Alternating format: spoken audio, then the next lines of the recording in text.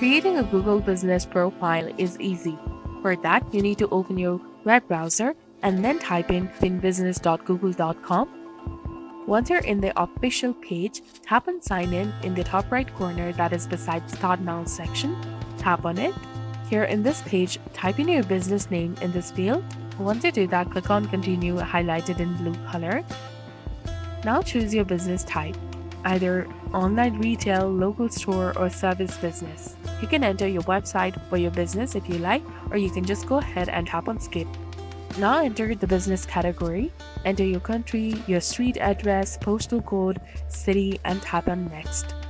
You also need to verify your business through postcard, phone, email, or video options. And you can enhance your profile by adding hours of operation, photos, a description, and customer reviews. Regularly manage and update your profile by responding to reviews and posting updates, and you'll be done.